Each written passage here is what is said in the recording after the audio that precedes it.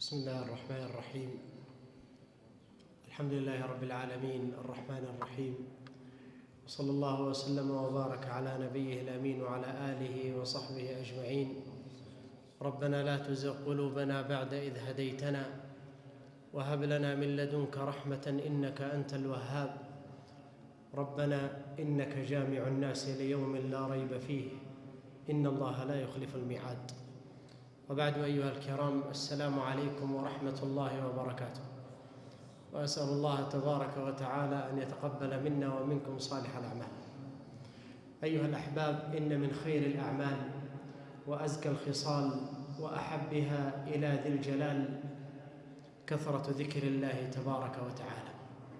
فقد جاء في الصحيح من حديث أبي سعيد الخدري أن رسول الله صلى الله عليه وسلم قال: ألا أدلكم على خير أعمالكم وأزكاها عند مليككم وأرفعها في درجاتكم وخير لكم من إنفاق الذهب والورق وخير لكم من أن تلقوا عدوكم فتضربوا أعناقهم ويضربوا أعناقكم؟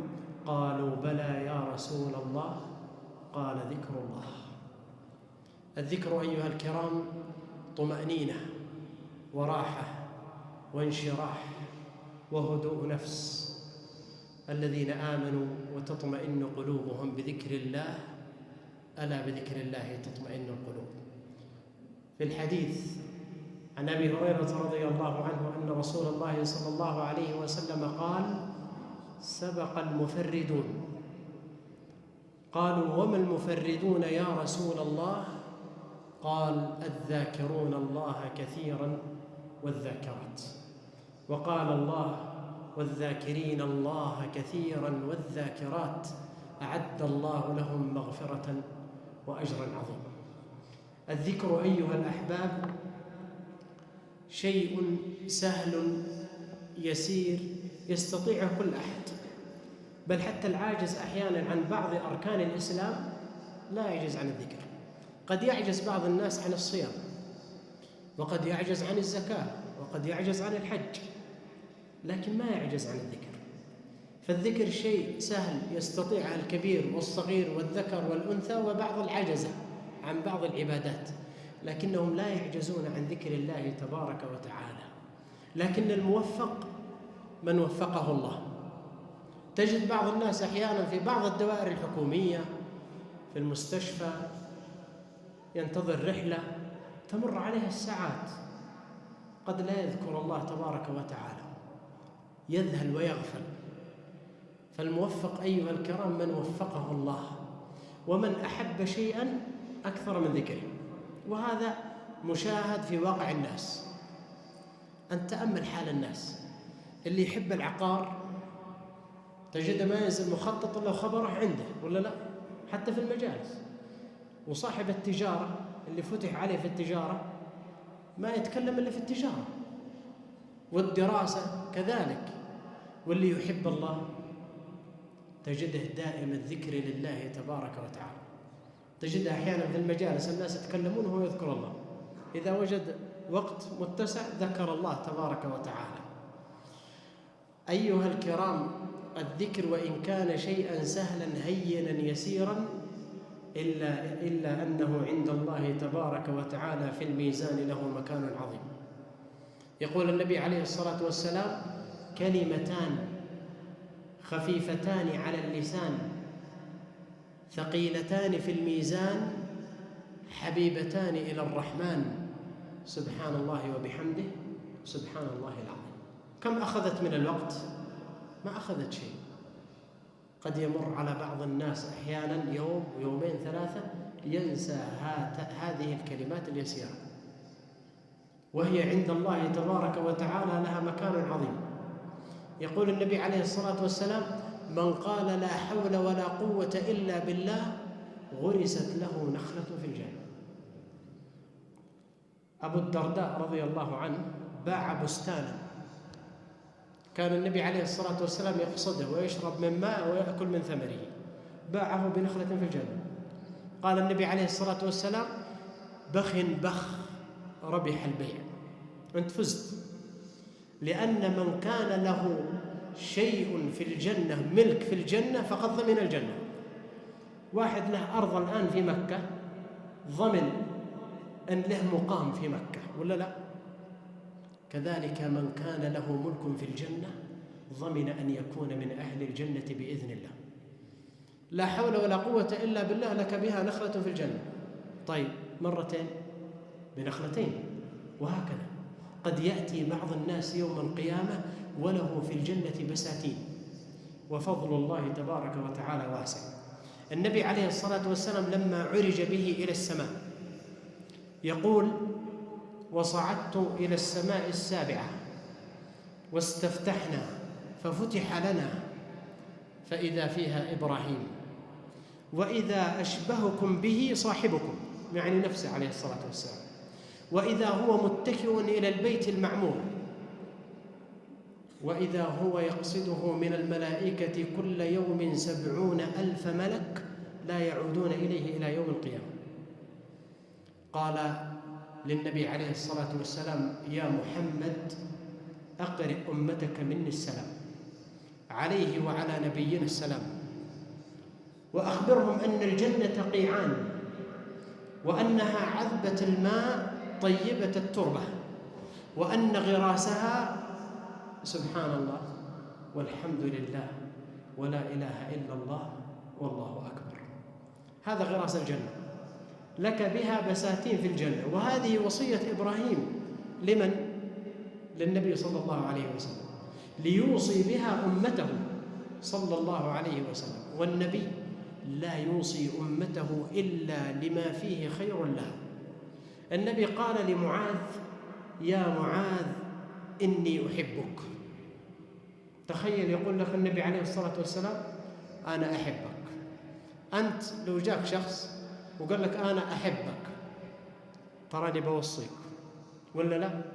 ما يوصيك إلا بشيء يوصي به نفسه.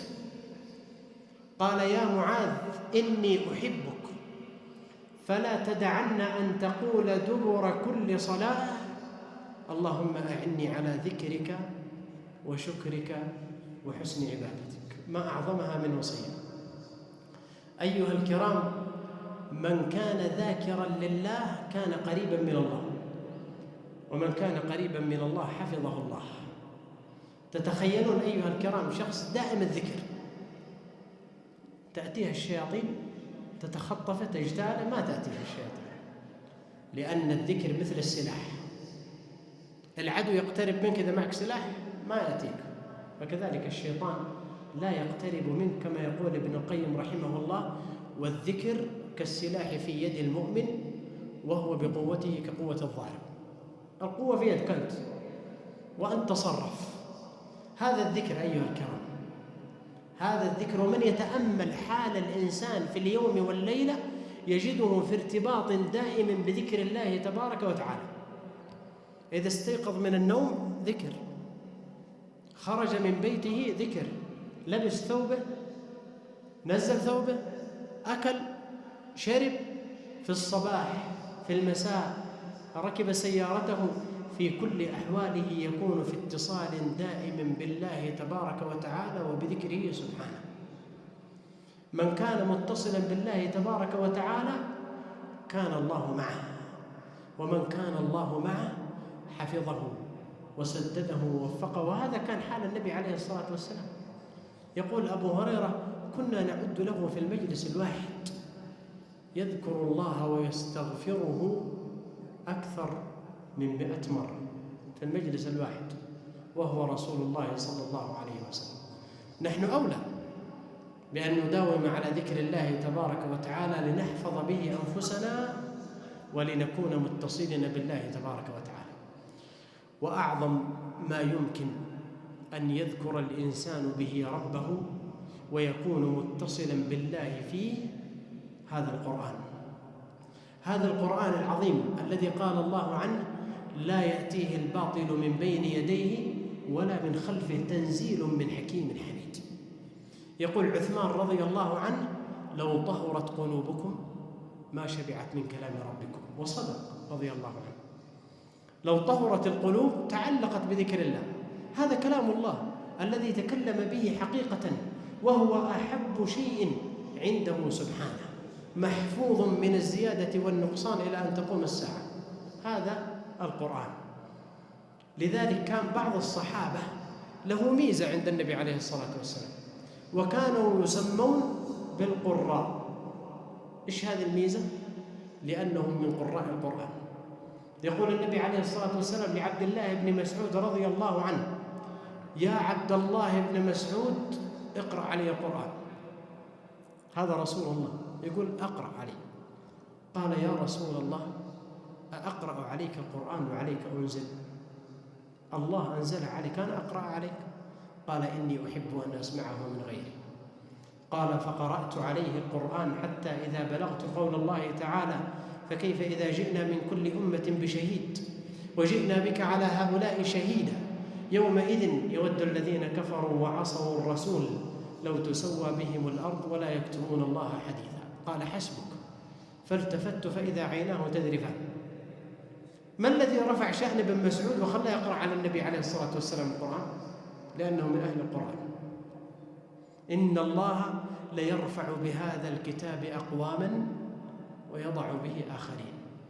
أيها الكرام، هنيئا لمن إذا ذكر اسمه ذكر القرآن. بعض الناس ما يعرفون عنه الناس شيء، لكنهم إذا ذكروا اسمه ذكروا القرآن، ارتبط اسمه بالقرآن. حتى في العصر الحديث الآن في بعض القراء ما عرفوا إلا بالقرآن. ما أحد عرف عنهم شيء إلا بالقرآن. لا يعرفون وظيفته ولا ماله ولا منصبه، ولا يعرفون عنه شيء، لكن يعرفون عنه إذا ذكر اسمه ارتبط اسمه بالقرآن. النبي عليه الصلاة والسلام في ليلة من الليالي جاء يستأذن على أبي بن كعب، وأبي بن كعب من قراء الصحابة. جاء النبي في ليلة، تخيل هذا الزائر هو رسول الله صلى الله عليه وسلم. طرق الباب ففتح أبي بن كعب الباب.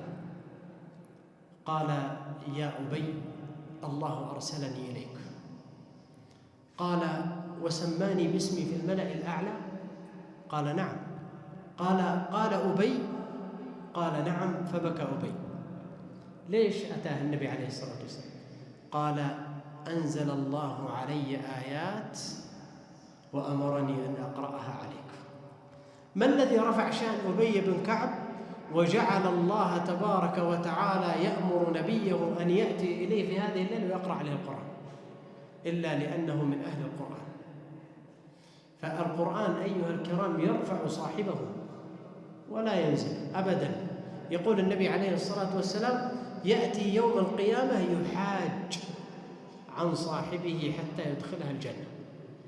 تخيل عندك معاملة، عندك قضية، وجاك أفضل محامي وقال عندي مجانا، ترتاح ولا لا؟ خلاص تطمن. وإذا كلموه قلت والله فلان، خلاص. إذا ما كسب القضية فلان ما حد يكسبها. فكيف إذا كان هذا القرآن يحاج عنك يوم القيامة حتى تدخل الجنة؟ هذه منزلة ومنقبة عظيمة تدعونا أيها الكرام لأن نكون متصلين بكلام الله تبارك وتعالى. الأمر الآخر: ما عظم الله تبارك وتعالى بأعظم من التوحيد. إن الله لا يغفر أن يشرك به ويغفر ما دون ذلك لمن يشاء. النبي عليه الصلاة والسلام يقول: خير ما قلت أنا والنبيون من قبلي لا إله إلا الله، وخير الدعاء دعاء يوم عرفة. هل لا إله إلا الله دعاء؟ ما هو دعاء، هذا ذكر. لكن من شغله ذكري عن مسألتي أعطيته أفضل ما أعطي السائلين. يقول النبي عليه الصلاة والسلام: دعوة ذو النون ما دعا بها مكروب إلا استجاب الله دعاءه. ما هي دعوة ذو النون؟ لا إله إلا أنت سبحانك إني كنت من الظالمين. تعظيم لله بالتوحيد. لو شغلت نفسك بلا إله إلا الله كفاك الله عن كل مسألة تريدها، والله أعلم بحاجتك. وهو سبحانه غني عن كل عبادة يقدمها العبد له سبحانه.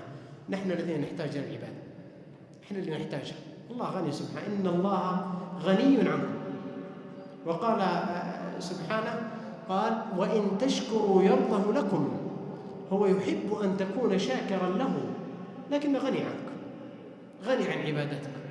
جاء في الحديث القدسي قال يا عبادي لو أن أولكم وآخركم وإنسكم وجنكم كانوا على أفجر قلب رجل واحد ما نقص ذلك من ملكي شيئا، ولو أن أولكم وآخركم وإنسكم وجنكم كانوا على أتقى قلب رجل واحد ما زاد ذلك في ملكي شيئا.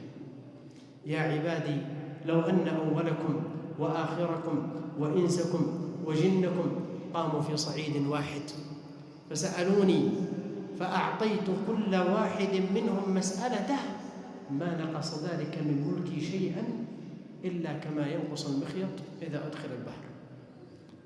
المخيط إذا دخل البحر يخرج بشيء؟ ما يخرج بشيء. فكذلك ملك الله تبارك وتعالى. لذلك ينبغي للإنسان أن يكون في اتصال دائم مع الله، ومن كان مع الله كفاه الله كل ما أهمه. أسأل الله تبارك وتعالى أن يعيننا وإياكم على ذكره وشكره وحسن عبادته، وأن يجعل ألسنتنا رطبة بذكر الله تبارك وتعالى، وأن يجعل قلوبنا متصلة بالله تبارك وتعالى، وأن يكفينا كل ما أهمنا. وندعو لأخيكم، فكأني سمعته يقول أن والدته تعبانة، فنسأل الله أن يعافيها وأن يشافيها وأن يجمع لها بين الأجر والعافية، وأن يشافي كل مريض وكل مبتلى، وأن يمتعنا وإياكم بالصحة والعافية وطول العمر في طاعة. وصلى الله وسلم على نبينا محمد وعلى آله وصحبه أجمعين، والحمد لله رب العالمين. جمعية الدعوة والإرشاد وتوعية الجاليات بأبها، بالدعوة نحيا.